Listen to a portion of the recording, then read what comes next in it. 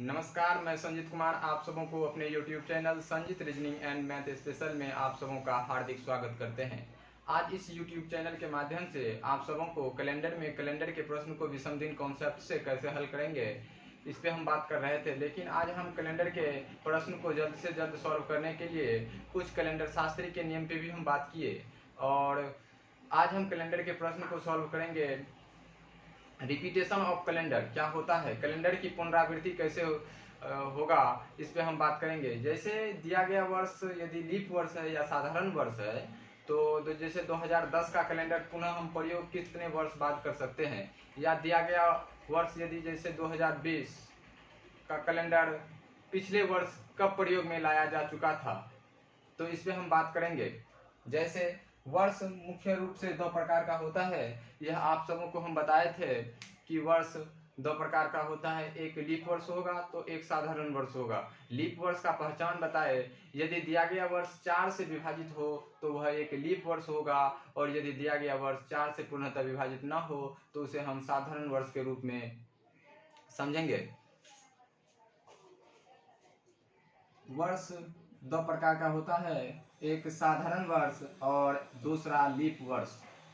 साधारण वर्ष का पहचान हम बताए, यदि दिया गया वर्ष 4 से पूर्णतः विभाजित न हो, यदि दिया गया वर्ष 4 से पूर्णतः विभाजित न हो तो उसे हम साधारण वर्ष के रूप में रखेंगे। जैसे 1765 ईस्वी का कैलेंडर एक साधारण वर्ष है, क्योंकि यदि दिया गया वर्ष 4 से पूर्णतः विभाजित नहीं है, यानी दिए गए वर्ष के अंतिम दो अंक में 4 से विभाजित करेंगे तो पूर्णतः विभाजित नहीं होगा, इसीलिए यह वर्ष कौन सा होगा, साधारण वर्ष होगा। यदि 1673 भी एक साधारण वर्ष है। 1761 भी एक साधारण वर्ष है। और साधारण वर्ष का पहचान बताए, यदि दिया गया वर्ष 4 से पूर्णतः विभाजित नहीं है तो वह वर्ष कौन सा होगा, एक साधारण वर्ष होगा। और दूसरा वर्ष होता है लीप वर्ष। और लीप वर्ष का पहचान है, यदि दिया गया वर्ष 4 से पूर्णतः विभाजित हो जाए तो वह एक लीप वर्ष होगा। जैसे 1764, 1760 और 1716। दिया गया वर्ष यदि 4 से पूर्णतः विभाजित हो जाए तो वह कौन सा वर्ष होगा, लीप वर्ष होगा। और यदि दिया गया वर्ष 4 से पूर्णतः विभाजित नहीं हो तो वह एक साधारण वर्ष होगा। और साधारण वर्ष हमेशा 365 दिन का होता है, एक वर्ष 365 दिन का होगा साधारण वर्ष में, और लीप वर्ष हमेशा 366 दिन का होता है। साधारण वर्ष 365 दिन का होगा, यदि हम 7 से भाग दें 365 में तो 52 सप्ताह प्लस एक दिन होता है। 52 सप्ताह प्लस एक दिन, यानी 52 सप्ताह का निर्माण करेगा और एक दिन विषम दिन होगा। और यदि 366 दिन में 7 से भाग देंगे तो 52 सप्ताह और प्लस 2 दिन विषम दिन होता है। 7 से भाग देने पर जो शेषफल प्राप्त होता है उसे हम विषम दिन कहते हैं। यदि हम 365 में 7 से भाग दें तो विषम दिन कितना होगा, एक दिन। और 366 में यदि हम 7 से भाग दें तो विषम दिनों की संख्या कितना होगा, 2 दिन। इसे क्या कहेंगे, विषम दिन।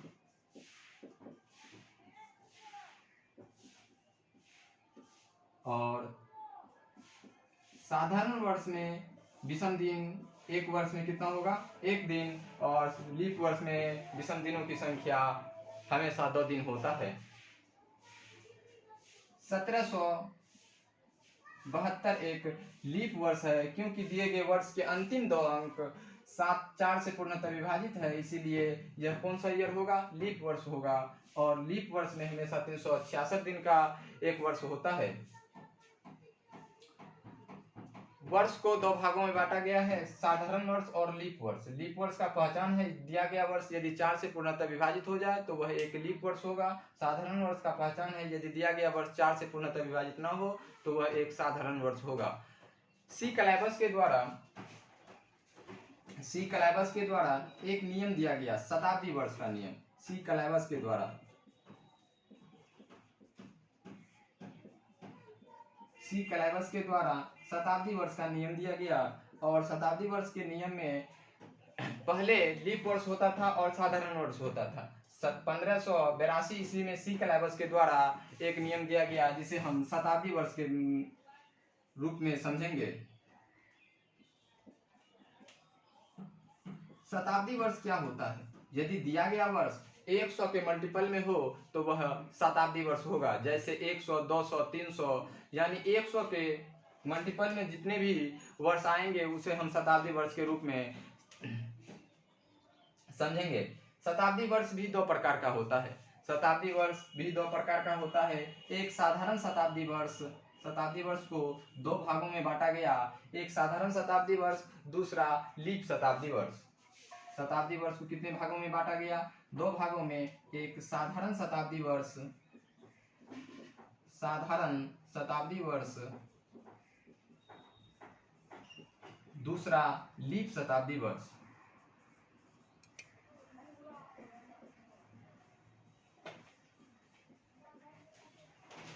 सी क्लाइबस के द्वारा ही शताब्दी वर्ष का नियम दिया गया और शताब्दी वर्ष के नियम में कहा गया कि शताब्दी वर्ष को दो भागों में बांटा जाए, एक साधारण शताब्दी वर्ष, एक लीप शताब्दी वर्ष। और इसमें नियम दिया गया साधारण वर्ष में 4 से विभाजित होने वाला जितने भी संख्या होगा वह लीप वर्ष होगा। 4 से विभाजित नहीं होने वाला जितना भी ईयर होगा, कौन सा ईयर होगा, वह साधारण ईयर होगा। लेकिन शताब्दी वर्ष में 400 से विभाजित होने वाला जितना भी नंबर होगा वह लीप शताब्दी वर्ष होगा। जैसे 1600 ईस्वी, 1600 400 से पूर्णतः विभाजित है, इसलिए वह एक लीप शताब्दी वर्ष होगा। 2400 से पूर्णतः विभाजित है, इसीलिए वह लीप शताब्दी वर्ष होगा। और 2400 400 से पूर्णतः विभाजित है, इसीलिए वह लीप शताब्दी वर्ष होगा। यानी साधारण शताब्दी वर्ष का परिभाषा हम दिखाए थे पिछले वीडियो के माध्यम से, बताए कि साधारण शताब्दी वर्ष वैसा वर्ष जो 400 से पूर्णतः विभाजित ना हो उसे हम कौन सा ईयर कहेंगे? साधारण शताब्दी वर्ष कहेंगे। लेकिन लीप शताब्दी वर्ष का पहचान है, यदि दिया गया वर्ष 400 से पूर्णतः विभाजित हो तो वह एक लीप वर्ष होगा। इसमें हो जाएगा 1500 साधारण शताब्दी वर्ष, 1500, 1700, यानी 400 से विभाजित करेंगे तो पूर्णतः विभाजित नहीं होगा। 1800, 1900 और 2100, 400 से पूर्णतः विभाजित नहीं होने वाला वर्ष को क्या कहेंगे? साधारण शताब्दी वर्ष। और 400 से पूर्णतः विभाजित होने वाले वर्ष को हम लीप शताब्दी वर्ष कहते हैं। सी क्लाइबस के द्वारा जो शताब्दी वर्ष का नियम दिया गया साधारण और लीप, इसमें हम समझेंगे साधारण शताब्दी वर्ष क्या होगा, लीप वर्ष होगा या साधारण वर्ष होगा। तो हम पिछले वीडियो के माध्यम से भी बताए कि लीप शताब्दी वर्ष को लीप वर्ष के रूप में मान्यता दिया गया और साधारण शताब्दी वर्ष को साधारण वर्ष के रूप में मान्यता दिया गया। यानी साधारण शताब्दी वर्ष हमेशा 365 दिन का एक वर्ष होगा और लीप शताब्दी वर्ष हमेशा 366 दिन का एक वर्ष होगा। यानी लीप शताब्दी वर्ष हमेशा लीप वर्ष होगा और साधारण शताब्दी वर्ष हमेशा साधारण वर्ष होगा। साधारण शताब्दी वर्ष यदि साधारण वर्ष होगा तो 1500 ईस्वी में फरवरी का कितना दिन का महीना होगा? 28 दिन का महीना होगा। 1700 ईस्वी में फरवरी 28 दिन का महीना होता है। और 1800 ईस्वी में यदि कैलेंडर में देखें तो फरवरी कितने दिन का महीना होगा? 28 दिन का। और 2100 ईस्वी में भी कैलेंडर कितने दिन का महीना होगा? फरवरी 28 दिन का। लेकिन यदि हम बात करें 1600 ईस्वी में, 1600 ईस्वी का में फरवरी का कैलेंडर में फरवरी में 29 दिन का महीना होता है और 2000 में फरवरी 29 दिन का महीना होगा। 2400 में भी फरवरी 29 दिन का महीना होता है। तो इतना समझ गए कि साधारण वर्ष लीप वर्ष क्या होता है और शताब्दी वर्ष क्या होता है। और शताब्दी वर्ष का नियम किसके द्वारा दिया गया? सी क्लाइबस के द्वारा। कब दिया गया? 1582 ईस्वी, यानी 16वीं शताब्दी में। 16वीं शताब्दी में दिया गया शताब्दी वर्ष का नियम और यह सी क्लाइबस के द्वारा दिया गया। और उसमें कहा गया कि साधारण शताब्दी वर्ष को साधारण वर्ष माना जाए और लीप शताब्दी वर्ष को लीप वर्ष माना जाए। और ऐसा हम क्यों किए कि साधारण शताब्दी वर्ष को साधारण वर्ष के रूप में मान्यता दिया गया? 1500 भी 4 से पूर्णतः विभाजित है, लेकिन यह एक साधारण वर्ष है क्योंकि यह एक साधारण शताब्दी वर्ष है। और ऐसा नियम सी क्लाइबस के द्वारा इसलिए दिया गया कि वहाँ दिन में यदि हम काउंट करते थे तो 3 दिन ज्यादा ले रहे थे, 400 साल में 3 दिन से ज्यादा दिन ले रहे थे, लेकिन 3 दिन ही हम कम कर पाए हैं। इसे पिछले वीडियो के माध्यम से समझाए हैं कि शताब्दी वर्ष का नियम का प्रयोग हम कैलेंडर में क्यों करते हैं। इस पे हम वीडियो बना चुके हैं और उसमें बताया कि ऐसा सिकलेवस के द्वारा जो नियम दिया गया, तो इससे कैलेंडर में क्या शुद्धता हुआ है और इस पे हम बात कर चुके हैं। आज हम बताएंगे कि लीप शताब्दी वर्ष हो या साधारण शताब्दी वर्ष हो या लीप वर्ष हो या साधारण वर्ष हो, तो इसका कैलेंडर का पुनः प्रयोग हम कितने वर्ष बाद कर सकते हैं। लेकिन इसके लिए आपको समझना होगा साधारण वर्ष और लीप वर्ष, और लीप शताब्दी वर्ष को लीप वर्ष कहेंगे, साधारण शताब्दी वर्ष को कौन सा वर्ष कहेंगे, साधारण वर्ष कहेंगे। इसे नोट कर सकते हैं।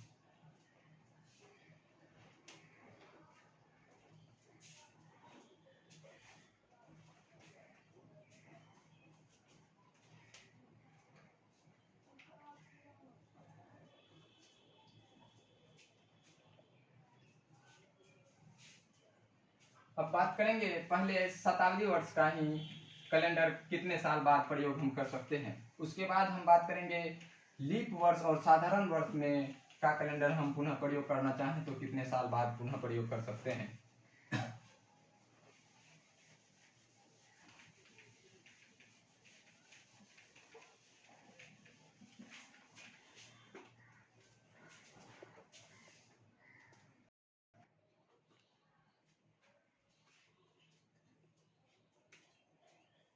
समझेंगे शताब्दी वर्ष का कैलेंडर का प्रयोग हम कितने साल बाद कर सकते हैं।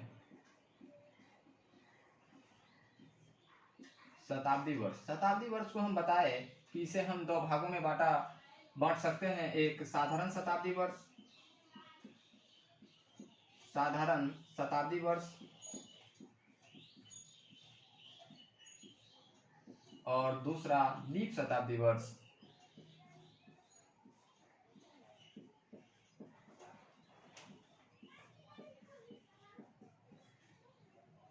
शताब्दी वर्ष को 2 भागों में बांटा गया है, एक साधारण शताब्दी वर्ष, दूसरा लीप शताब्दी वर्ष। साधारण शताब्दी वर्ष का पहचान हम बता दिए, यदि दिए गए वर्ष 400 से पूर्णतः विभाजित नहीं हो तो वह एक साधारण शताब्दी वर्ष होगा।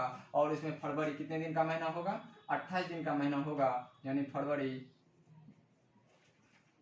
28 दिन का महीना होगा। और इसमें फरवरी का 29 दिन का महीना होगा, फरवरी 29 दिन का महीना होगा। यानी कैलेंडर की पुनरावृत्ति पे बात करें तो साधारण वर्ष का कैलेंडर हमेशा साधारण वर्ष के साथ रिपीट होता है और लीप वर्ष का कैलेंडर हमेशा लीप वर्ष के साथ ही रिपीट होगा। क्योंकि यदि साधारण वर्ष का कैलेंडर लीप वर्ष के साथ रिपीट हो रहा है तो उस वर्ष में फरवरी का 28 दिन का महीना होगा, लेकिन लीप वर्ष में फरवरी 29 दिन का महीना होता है। इसलिए आप नोट करके लिख सकते हैं कि लीप वर्ष का कैलेंडर किसके साथ रिपीट होगा, लीप वर्ष के साथ। और साधारण वर्ष का कैलेंडर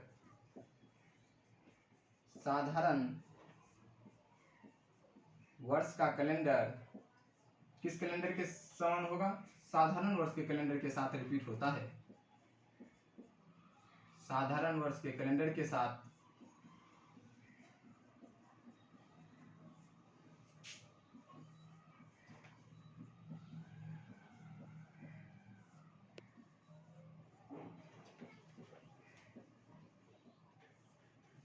लीप वर्ष का कैलेंडर लीप वर्ष के साथ पुनरावृत्ति होगी और साधारण वर्ष का कैलेंडर साधारण वर्ष के साथ पुनरावृत्ति होगा।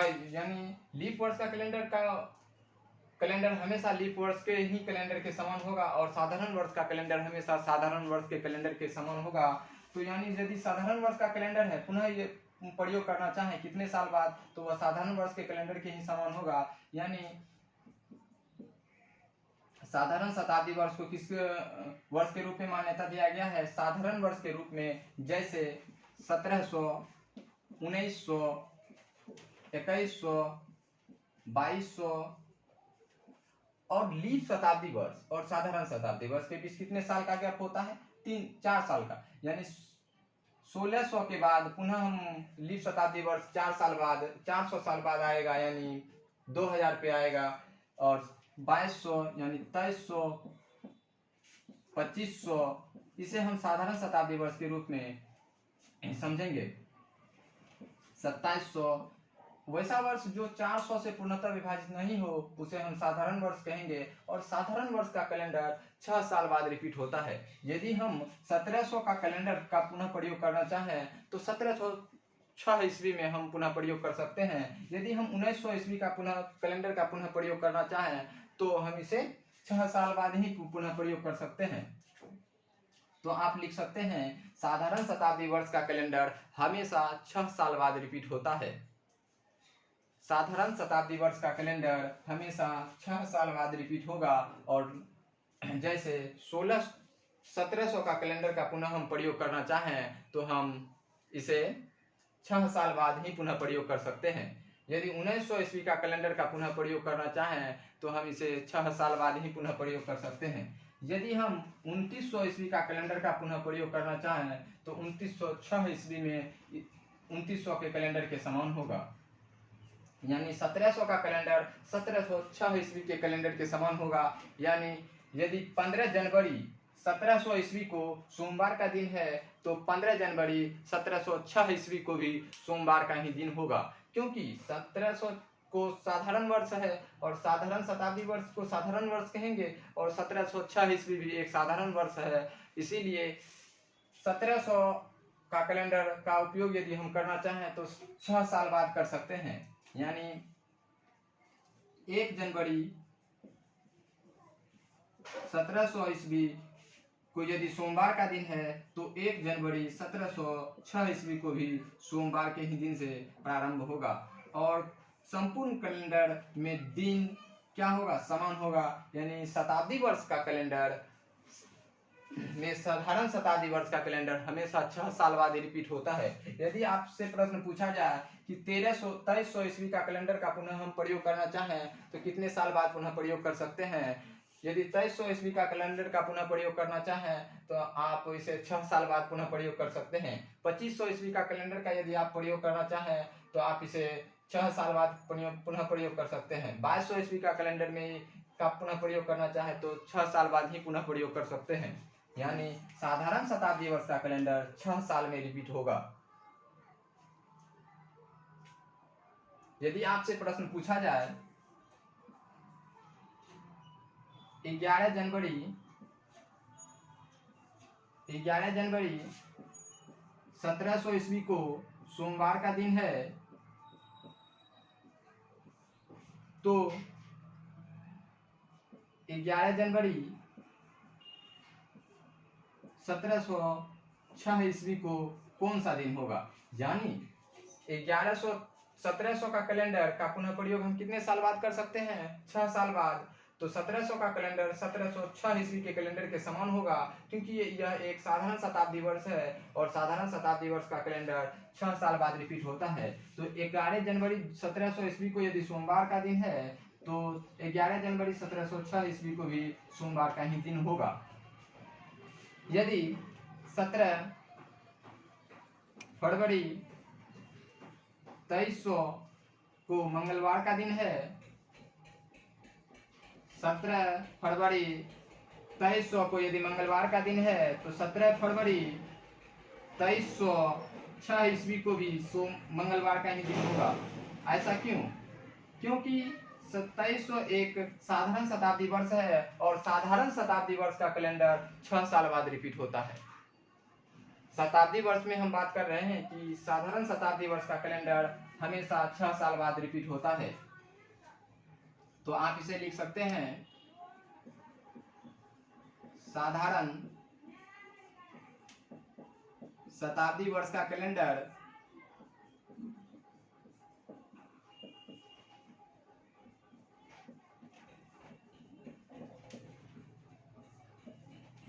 छह साल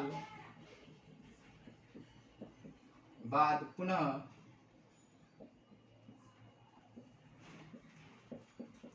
प्रयोग कर सकते हैं। यानी साधारण शताब्दी वर्ष का कैलेंडर हमेशा 6 साल बाद रिपीट होगा। और यदि 6 साल बाद रिपीट होगा तो 17 फरवरी 2300 ईस्वी को यदि मंगलवार का दिन है तो 17 फरवरी 2306 ईस्वी को भी मंगलवार का दिन होगा। यदि 17 फरवरी 2500 ईस्वी को बुधवार का दिन है तो 17 फरवरी 2506 ईस्वी को भी बुधवार का दिन होगा। तो यदि आपसे प्रश्न पूछा जाए कि 11 जनवरी 1700 ईस्वी को सोमवार का दिन है तो 21 जनवरी 1706 ईस्वी को कौन सा दिन होगा, तो इसे यदि आप ज्ञात करना चाहें तो कैसे ज्ञात कर सकते हैं। इसके लिए टाइप चेंज होगा, यानी यह फिक्स नहीं है कि 11 जनवरी 1700 ईस्वी को सोमवार का दिन है। यह एक काल्पनिक भी हो सकता है और वास्तविक भी हो सकता है। लेकिन यदि प्रश्न पूछा जाए 11 जनवरी 1700 ईस्वी को सोमवार का दिन है तो 21 जनवरी 1706 ईस्वी को कौन सा दिन होगा, तो आप निकाल सकते हैं 11 जनवरी 1706 ईस्वी को भी सोमवार का ही दिन होगा। सोमवार का दिन होगा तो 21 जनवरी पे जाएंगे तो 17 से 21 पे जाएंगे तो आगे जाएंगे, कितना दिन आगे जाएंगे, 10 दिन आगे जाएंगे। और 10 दिन यदि आगे जाएंगे तो सप्ताह कितने दिन में का चक्र है, 7 दिनों का। और 7 से भाग देंगे, रिमाइंडर प्राप्त करेंगे तो 3 दिन रिमाइंडर प्राप्त हो रहा है। और सोमवार में यदि हम 3 दिन ऐड कर दें, सोमवार प्लस 3 दिन, तो कौन सा दिन होगा, तो गुरुवार का दिन होगा।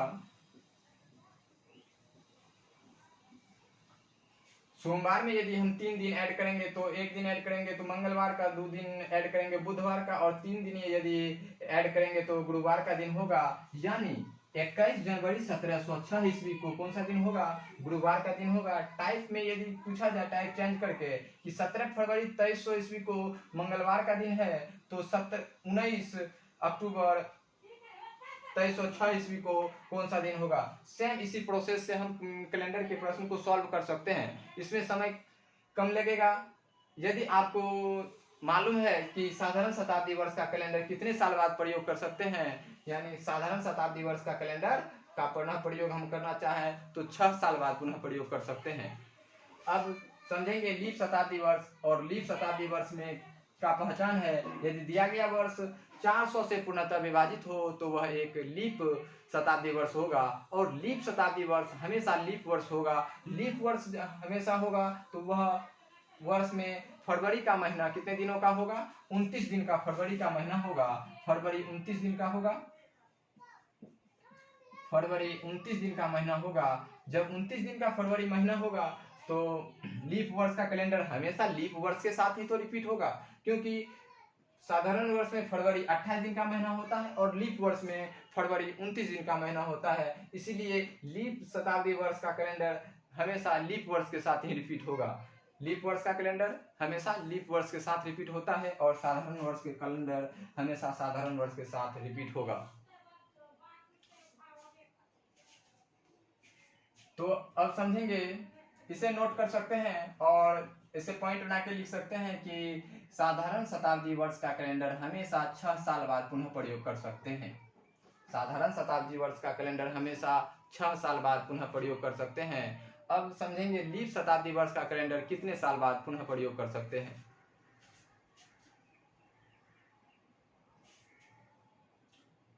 यदि आप इसे लॉन्ग मेथड में बनाना चाहें तो लॉन्ग मेथड में भी प्रूफ कर सकते हैं। इसमें ज्यादा मुश्किल नहीं है, इसीलिए आप सिर्फ नोट करके लिखिए कि साधारण शताब्दी वर्ष का कैलेंडर 6 साल बाद रिपीट होता है। आगे हम बताएंगे कि इसे कैसे हम लॉन्ग मेथड में बना सकते हैं, लेकिन लॉन्ग मेथड में बनाने में ज़्यादा समय लगेगा। इसीलिए हम कहते हैं कि साधारण शताब्दी वर्ष का कैलेंडर हमेशा 6 साल बाद रिपीट होता है। तो उसे पॉइंट बना के लिख लीजिए और याद कर लीजिए कि साधारण शताब्दी वर्ष का कैलेंडर हमेशा 6 साल बाद ही रिपीट होगा। इसे हम लॉन्ग मेथड में बनाएंगे तो 1700 ईस्वी एक साधारण वर्ष है। साधारण वर्ष में विषम दिनों की संख्या कितना होता है, 1 दिन। और लीप वर्ष में विषम दिनों की संख्या कितना होता है, 2 दिन। और यदि 1700 ईस्वी से हम आगे जाएंगे जहां 7 या 7 के मल्टीपल में हमें ये विषम दिनों की संख्या प्राप्त हो जाए, उसके बाद जो ईयर होगा वह ईयर 1700 के कैलेंडर के समान होगा। तो अब इसे हम समझाएंगे आपको कि 1700 ईस्वी का कैलेंडर 1706 ईस्वी के कैलेंडर के समान क्यों होता है। इसे लॉन्ग मेथड में बताएंगे, लेकिन आप पहले पॉइंट बना के लिख लीजिए कि साधारण शताब्दी वर्ष का कैलेंडर हमेशा साधारण वर्ष के साथ रिपीट होता है। आपको एग्जाम में यदि प्रश्न पूछा जाए 1900 ईस्वी का कैलेंडर का पुनः प्रयोग करना चाहें तो कितने साल बाद पुनः प्रयोग कर सकते हैं, तो 6 साल बाद पुनः प्रयोग कर सकते हैं। वहां बनाने में ज्यादा समय लगेगा, लेकिन यदि आप एक पॉइंट याद रखते हैं कि साधारण शताब्दी वर्ष का कैलेंडर 6 साल बाद रिपीट होता है, तो बनाने का कोई जरूरी नहीं है और डायरेक्ट आप आंसर दे सकते हैं कि 1900 का कैलेंडर हमेशा 1906 ईस्वी के कैलेंडर के समान होगा। लेकिन आपको हम अभी लॉन्ग मेथड में इसे प्रूफ भी कर सकते हैं कि ऐसा क्यों होता है। और लीप शताब्दी वर्ष के कैलेंडर पे अभी चर्चा करते हैं कि लीप शताब्दी वर्ष का कैलेंडर कितने साल बाद पुनः प्रयोग कर सकते हैं। उसके बाद हम बताएंगे लॉन्ग मेथड में इसे हम कैसे सॉल्व क्या कर सकते हैं। जैसे 1700 ईस्वी का कैलेंडर का पुनः प्रयोग करना चाहें तो 6 साल बाद ही पुनः प्रयोग क्यों कर सकते हैं। तो अब समझेंगे लीप शताब्दी वर्ष। लीप शताब्दी वर्ष का पहचान है, यदि दिया गया वर्ष 400 से पूर्णतः विभाजित हो तो वह एक लीप शताब्दी वर्ष होगा।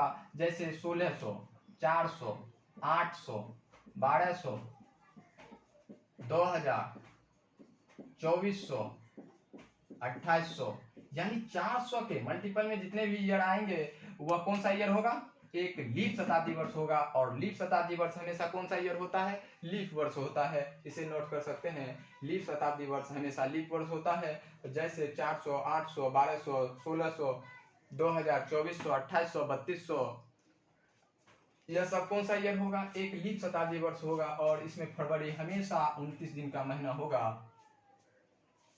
अब आपको समझाएंगे कि लीप शताब्दी वर्ष का कैलेंडर कितने साल बाद पुनः प्रयोग करते हैं। लीप शताब्दी वर्ष का कैलेंडर का पुनः प्रयोग करना चाहें तो हम 28 साल बाद पुनः प्रयोग कर सकते हैं। लेकिन आप यदि इसे लॉन्ग मेथड में बनाना चाहें तो ज्यादा समय लगेगा, यानी हमें कम से कम तो 2 मिनट का समय लगेगा कि प्रत्येक ईयर में हम, यदि साधारण ईयर है तो विषम दिनों की संख्या 1 लिखेंगे, और यदि लीप वर्ष है तो विषम दिनों की संख्या 2 लिख के ऐड करेंगे। जहां 7 या 7 के मल्टीपल पे ईयर आएगा उसके बाद का वर्ष हमेशा क्या होगा, लीप वर्ष के साथ रिपीट होगा। और लीप वर्ष का कैलेंडर लीप वर्ष के ही साथ रिपीट होता है, इसे ध्यान में रखेंगे। और पहले आप लिखिए कि लीप शताब्दी वर्ष जैसे 400, 800, 1600, 1200, यानी दिया गया वर्ष यदि 400 से विभाजित है तो वह कौन सा ईयर है, लीप वर्ष है, लीप शताब्दी वर्ष है। और लीप शताब्दी वर्ष हमेशा लीप वर्ष होता है। और लीप शताब्दी वर्ष का कैलेंडर हमेशा 28 साल बाद रिपीट होता है। लेकिन लीप वर्ष का कैलेंडर 28 साल, 12 साल और 40 साल बाद भी रिपीट होता है। लेकिन पहले आप पॉइंट बना के लिखिए, जैसे साधारण शताब्दी वर्ष का कैलेंडर हमेशा 6 साल बाद रिपीट होता है। साधारण वर्ष का कैलेंडर भी 6 साल, 11 साल, 40 साल बाद रिपीट हो सकता है। इसे हम समझाएंगे, लेकिन यह फिक्स है कि साधारण शताब्दी वर्ष का कैलेंडर हमेशा 6 साल बाद रिपीट होगा। इसके बाद लीप शताब्दी वर्ष का कैलेंडर हमेशा 28 साल बाद रिपीट होगा। लेकिन लीप वर्ष का कैलेंडर 28 साल में भी रिपीट हो सकता है, 12 साल में भी रिपीट हो सकता है और 40 साल में भी रिपीट हो सकता है। लेकिन लीप शताब्दी वर्ष का कैलेंडर जहां होगा वहां कैलेंडर कितने साल बाद पुनः प्रयोग कर सकते हैं, तो 28 साल बाद पुनः प्रयोग कर सकते हैं। इसे नोट कर सकते हैं कि लीप वर्ष का कैलेंडर, लीप शताब्दी वर्ष का कैलेंडर, वहां शताब्दी वर्ष लिखना होगा। लीप शताब्दी वर्ष का कैलेंडर हमेशा 28 साल बाद रिपीट कर सकते हैं। 28 साल बाद रिपीट होता है, यानी पुनरावृत्ति होती है।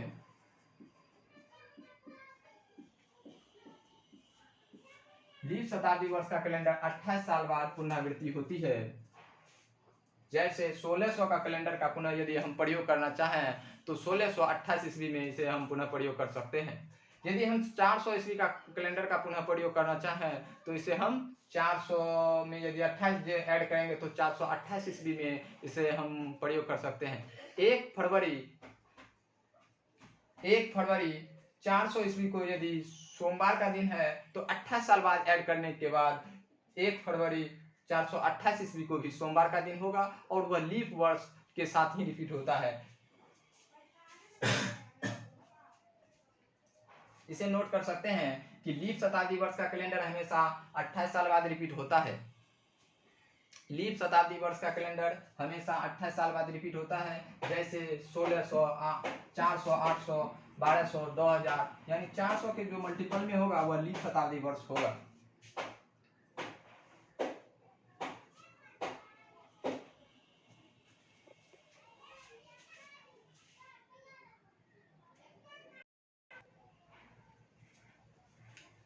तो अब आपको हम बताते हैं कि लीप वर्ष का कैलेंडर में कैसा प्रश्न पूछा जा सकता है। लीप शताब्दी वर्ष का कैलेंडर का यदि पुनः प्रयोग करना चाहें तो कितने साल बाद पुनः प्रयोग कर सकते हैं, तो 28 साल बाद पुनः हम प्रयोग कर सकते हैं। और लीप शताब्दी वर्ष का पहचान है, यदि दिया गया वर्ष 400 से पूर्णतः विभाजित हो जाए तो वह वर्ष क्या होगा, लीप शताब्दी वर्ष होगा। और लीप शताब्दी वर्ष का कैलेंडर सिर्फ 28 साल बाद रिपीट होता है। यानी लीप वर्ष का तो कैलेंडर 12 साल बाद भी रिपीट हो सकता है, 40 साल बाद भी रिपीट होता है और 28 साल बाद भी रिपीट होता है। लेकिन साधारण शताब्दी वर्ष का कैलेंडर 6 साल बाद हमेशा रिपीट होगा। लीप शताब्दी वर्ष का कैलेंडर हमेशा 28 साल बाद रिपीट होगा।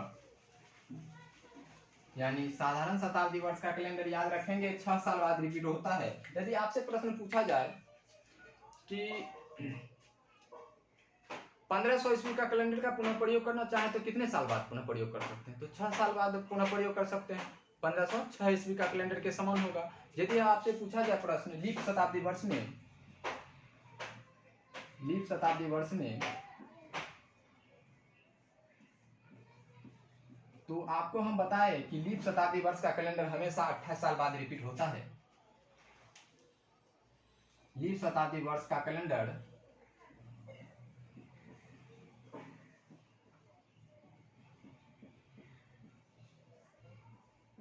28 साल बाद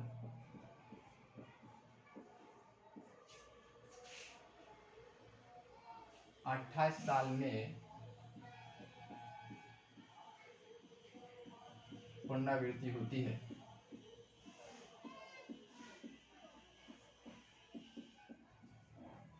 यानी लीप शताब्दी वर्ष का कैलेंडर हमेशा 28 साल में ही पुनरावृत्ति होगी।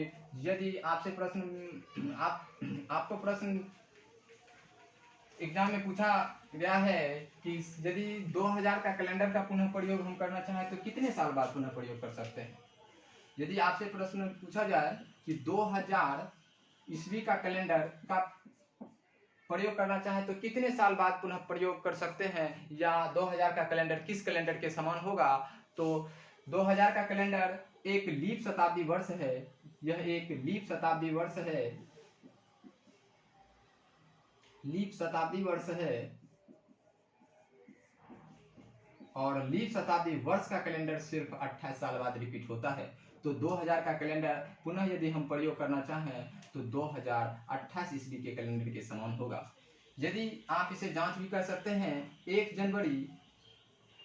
जनवरी 2000 ईस्वी को यदि मान लीजिए मंगलवार का दिन है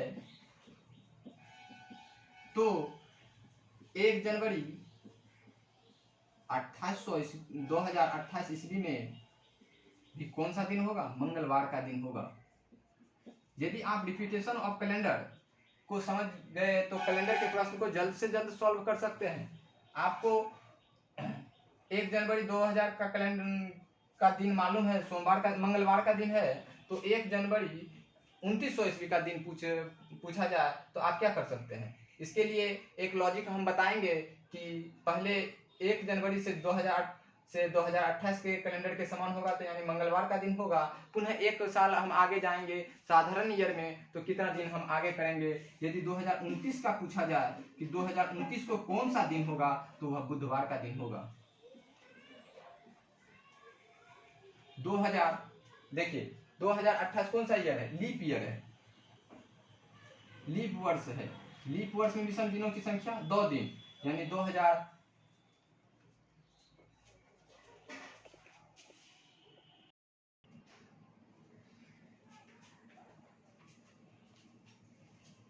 तो 2000 ईस्वी जो है एक लीप शताब्दी वर्ष है। और लीप शताब्दी वर्ष का कैलेंडर हमेशा कितने साल बाद रिपीट होता है, तो लीप शताब्दी वर्ष का कैलेंडर हमेशा 28 साल बाद रिपीट होता है। और जब 28 साल बाद रिपीट होगा तो 1 जनवरी 2000 को मंगलवार का दिन है, तो 1 जनवरी 2800 ईस्वी को भी कौन सा दिन होगा, मंगलवार का दिन होगा। यदि आपसे प्रश्न पूछा जाए कि 1 जनवरी 2028 को मंगलवार का 1 जनवरी 2000 को मंगलवार का दिन है, तो 1 जनवरी 2029 ईस्वी को कौन सा दिन होगा। यदि आपसे 1 जनवरी 2900 ईस्वी का कैलेंडर पूछा जाए, 1 जनवरी 2900 ईस्वी को 2029 ईस्वी को कौन सा दिन होगा, तो 1 जनवरी 2028 के कैलेंडर के समान होगा। तो 2028 का कैलेंडर 1 जनवरी 2028 का कैलेंडर में यदि मंगलवार का दिन है तो 1 जनवरी 2900 ईस्वी पे जाएंगे, तो एक वर्ष आगे जाएंगे तो यह एक लीप वर्ष है, और लीप वर्ष में विषम दिनों की संख्या 2 प्राप्त होता है। तो 2 दिन आगे जाएंगे तो कौन सा दिन होगा, बुधवार के बाद गुरुवार का ही दिन होगा। यानी आपसे यदि प्रश्न पूछा जाए कि 1 जनवरी 2000 ईस्वी को मंगलवार का दिन है तो 1 जनवरी 2900 ईस्वी को कौन सा दिन होगा, तो आप डायरेक्ट पहले 1 जनवरी 2800 ईस्वी के कैलेंडर के समान होता है।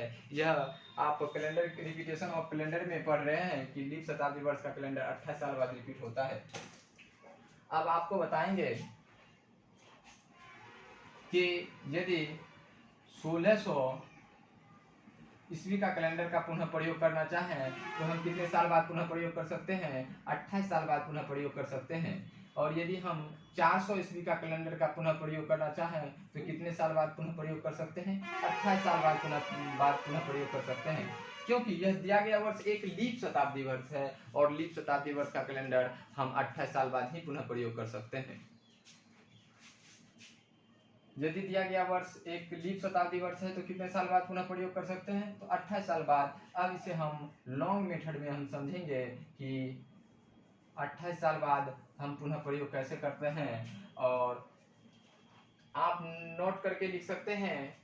यदि दिया गया वर्ष एक लीप वर्ष है तो लीप वर्ष का कैलेंडर हमेशा 28 लीप शताब्दी वर्ष का कैलेंडर हमेशा 28 साल बाद रिपीट होगा, लेकिन लीप वर्ष का कैलेंडर 28, 12 और 40 साल बाद रिपीट होता है। आपको आगे हम समझाएंगे कि कहाँ 28 साल बाद रिपीट होता है, कहाँ 40 साल बाद, कहाँ 12 साल बाद।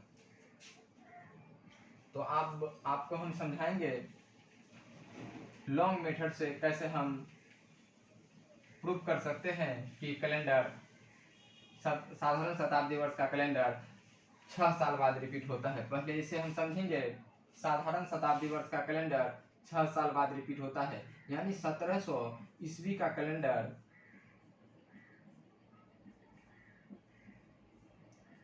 किस कैलेंडर के समान होगा, तो 1700 का कैलेंडर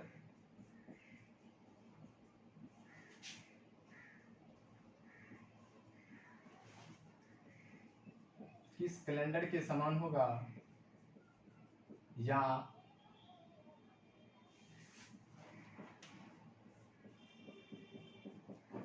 1700 का कैलेंडर का पुनः प्रयोग करना चाहें तो कितने साल बाद पुनः प्रयोग कर सकते हैं। यानी जब कैलेंडर रिपीट होगा संपूर्ण कैलेंडर तो हम उससे पुनः प्रयोग कर सकते हैं। तो 1700 का कैलेंडर का पुनः प्रयोग करना चाहें तो 1700 एक साधारण शताब्दी वर्ष है, और साधारण शताब्दी वर्ष हमेशा साधारण वर्ष होता है।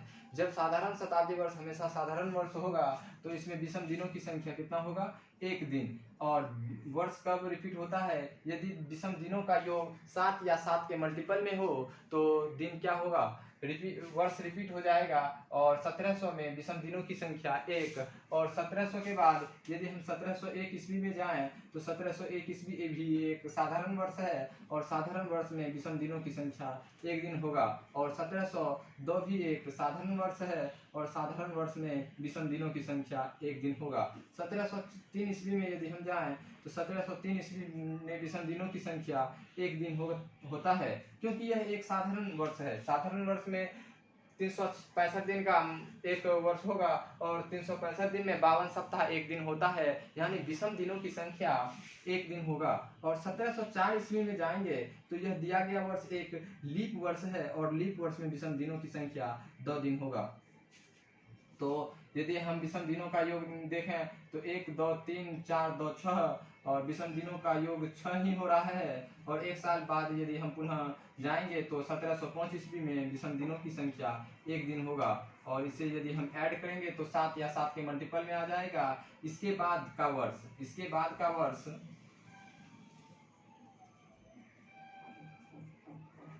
इसके बाद का वर्ष जैसे 1706 ईस्वी, 1700 ईस्वी का कैलेंडर 1706 ईस्वी के कैलेंडर के समान होगा, क्योंकि दिनों का योग 7 या 7 के मल्टीपल पे आ रहा है, तो हम कह सकते हैं कि 1700 का कैलेंडर पुनः हम 1706 ईस्वी में कर सकते हैं। इसी तरह आप लीप शताब्दी वर्ष का भी कैलेंडर का पुनः प्रयोग लॉन्ग मेथड से कर सकते हैं। इसके लिए आप कुछ कॉन्सेप्ट को ध्यान में रखेंगे तो लॉन्ग मेथड से भी जल्द से जल्द सॉल्व किया जा सकता है। जैसे प्रत्येक 4 वर्ष में विषम दिनों का योग 5 दिन होता है। प्रत्येक 4 वर्ष में विषम दिनों की संख्या, विषम दिनों का योग 5 दिन होगा, 5 दिन होता है। यानी प्रत्येक 4 साल में विषम दिनों का योग कितना दिन होगा? 5 दिन होगा। यानी यदि 1700 ईस्वी से चले तो 4 साल बाद यानी 1704 ईस्वी में विषम दिनों का योग कितना दिन होगा? प्रत्येक 4 वर्ष में 5 दिन होता है। इस मेथड का प्रयोग यदि आप करना चाहें तो यह कैसे हो सकता है? किसी भी ईयर में यदि 1700 में विषम दिनों का योग 1701 में विषम दिनों का योग, देखिए जैसे किसी भी ईयर में लेके बात करते हैं 1704 या 1703 में विषम दिनों का योग 1 दिन होगा। 1704 पे जाएंगे तो विषम दिनों का योग 2 दिन होगा। 1705 पे जाएंगे तो विषम दिनों का योग 1 दिन होगा और 1706 ईस्वी में विषम दिनों का योग 1 दिन होगा। तो प्रत्येक 4 साल में विषम दिनों का योग कितना हो रहा है? 5 दिन हो रहा है। यानी प्रत्येक 4 साल में एक विषम दिन आएगा, लीप वर्ष आएगा, और लीप वर्ष में विषम दिनों का योग 2 दिन होता है। और प्रत्येक 4 वर्ष बाद आता है तो टोटल विषम दिनों का योग कितना हो जाएगा? प्रत्येक 4 वर्ष में 5 दिन विषम दिन होगा। किसी भी ईयर पे जाएंगे जैसे 1765 से यदि हम 4 साल आगे जाएंगे, विषम दिनों का योग कितना हो जाएगा? 5 दिन हो जाएगा। जैसे 1765 एक साधारण वर्ष है, विषम दिनों का योग विषम दिन 1 होगा, और 1766 भी एक साधारण वर्ष है, विषम दिनों 1 होगा। 1767 विषम दिन 1 होगा, और लेकिन 1768 एक लीप वर्ष है, और लीप वर्ष में विषम दिनों का योग 2 दिन होता है। और प्रत्येक 4 वर्ष में विषम दिनों का योग कितना हो रहा है? 5 दिन हो रहा है प्रत्येक 4 वर्ष में। प्रत्येक 4 वर्ष में विषम दिनों का योग 5 दिन होता है। और इस कॉन्सेप्ट का भी यदि आप प्रयोग करना चाहें तो प्रयोग कर सकते हैं।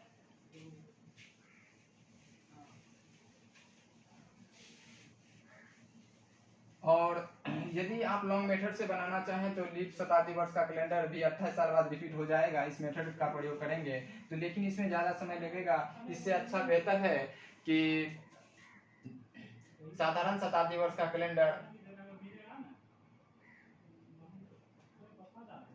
6 साल बाद रिपीट होगा, और लीप शताब्दी वर्ष का कैलेंडर 28 साल बाद रिपीट होगा। इसे ध्यान में रखेंगे। इसके बाद हम आपको बताएंगे लीप वर्ष का कैलेंडर और साधारण वर्ष का कैलेंडर कितने साल बाद हम प्रयोग कर सकते हैं, इसे आगे हम बताएंगे। लेकिन यदि आप बनाना चाहें तो प्रत्येक 4 साल में विषम दिनों का योग 5 दिन होता है। इस कॉन्सेप्ट का भी प्रयोग करके हम ज्ञात कर सकते हैं। लेकिन सबसे बेहतर कॉन्सेप्ट है कि याद रखें कि 17 शताब्दी वर्ष में 2 ईयर होगा, या तो साधारण शताब्दी वर्ष या तो लीप शताब्दी वर्ष। साधारण शताब्दी वर्ष का कैलेंडर 6 साल, लीप शताब्दी वर्ष का कैलेंडर 28 साल बाद रिपीट होता है।